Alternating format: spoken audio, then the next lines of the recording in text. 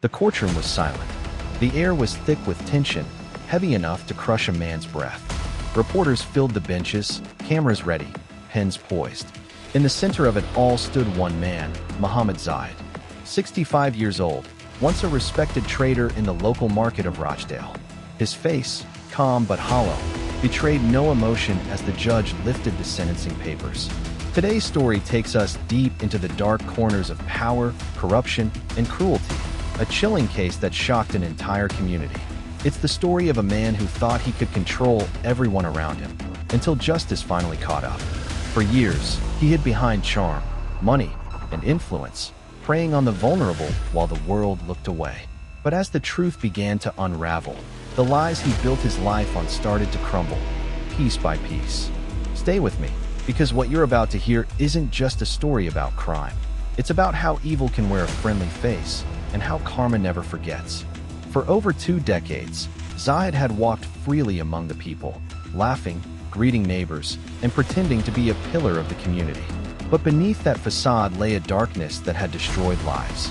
He was the leader of a grooming gang that preyed on young girls, some as young as 13.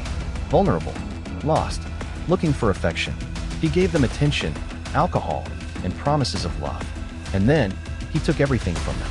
As the judge's voice echoed, the courtroom seemed to hold its breath. For your crimes, systematic abuse, manipulation, and the destruction of innocence, you are sentenced to 35 years in prison. The sound of the gavel fell like a hammer of fate. In the gallery, 2 women, grown now, but forever scarred, held hands tightly. One of them trembled. The other closed her eyes and whispered, "We did it." Years earlier, Zahid was seen as generous, a man who helped local teens with small jobs at his market stall. But the generosity came with strings. He offered rides home, small gifts, meals, and later, threats. He isolated his victims, feeding them lies that no one would believe them if they spoke up. And for years, no one did. The community had suspicions, but in a world that preferred silence over scandal, whispers went ignored. Teachers raised concerns. Social workers noted patterns. Police investigated briefly, then moved on.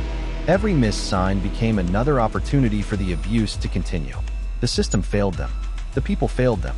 When the truth finally surfaced, it came from the bravery of one girl, now a woman, who refused to let her story end in silence.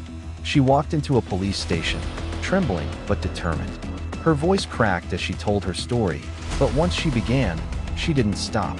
Her testimony opened the floodgates. More victims came forward. The pattern became undeniable. The trial was grueling. For months, the courtroom heard details that made even hardened prosecutors shudder. The victims relived every nightmare, facing the man who once controlled every corner of their lives. They spoke of manipulation, fear, and the feeling of being invisible. Each statement was a wound reopened, each tear a testament to their survival. Zahid sat there, emotionless. Some said he was too proud to break. Others said he had already accepted his fate long ago. But when the final verdict was read, guilty on all major counts, something flickered in his eyes. Perhaps it was fear. Perhaps it was realization. Either way, the mask of indifference cracked. Outside the courthouse, the streets were lined with reporters and locals. Some shouted in anger, some cried in relief. It was not just a victory for the victims. It was a reckoning for a town that had looked away for too long. The sentence didn't erase the pain, but it brought acknowledgement. It said, "We see you, we believe you, and your voices matter." Inside, one of the survivors gave her final statement to the court. Her voice, though shaking, carried power. "You took my childhood," she said, "but you don't get my life. I'm taking that back." The courtroom stood in silence. Even the judge lowered his gaze. When Zahid was led away in handcuffs, he didn't look back. His empire of fear had finally crumbled. His accomplices, men once confident, now defeated, followed behind him, their heads bowed. Years of arrogance reduced to nothing but chains and silence. In the aftermath, the Greater Manchester Police issued a public apology, admitting to failures in early investigations. Social service departments pledged reform. New initiatives were launched to ensure no case like this would be ignored again. But for the victims, justice was more than a sentence. It was recognition that their suffering had finally been seen.